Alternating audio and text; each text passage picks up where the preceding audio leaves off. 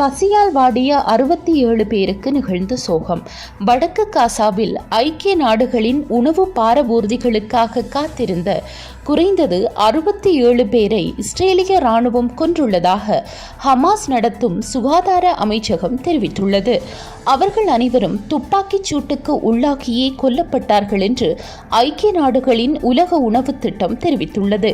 எனினும் உடனடி அச்சுறுத்தலை நீக்க எச்சரிக்கை துப்பாக்கிச் சூடுகளை நடாத்தியதாக இஸ்ரேல் பாதுகாப்பு படைகள் கூறியுள்ளன. முன்னதாக அதிக பசி மற்றும் சோர்வுடன் பெருமளவான மக்கள் குறித்த இடத்திற்கு வந்து கொண்டிருந்த போதே இஸ்ரேலிய படைகள் தாக்குதலை நடத்தியுள்ளன. இதேவேளை காசாவில் பட்டினியினால் கடந்த 24 மணித்தியாலங்களில் 18 பேர் பலியானதாகவும் காசாவின் சுகாதார அமைச்சு தெரிவித்துள்ளது. பசியால் மக்கள் இறந்து கொண்டிருக்கின்றார்கள்.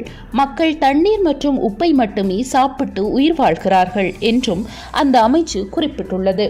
இதேவேளை நேற்று ஞாயிற்றுக்கிழமை மாத்திரம் காசாவில் இஸ்ரேலிய துப்பாக்கிச் சூட்டில் மொத்தம் 93 பேர் கொல்லப்பட்டதாகவும் பலர் காயமடைந்ததாகவும் தெரிவிக்கப்பட்டுள்ளது. நன்றி.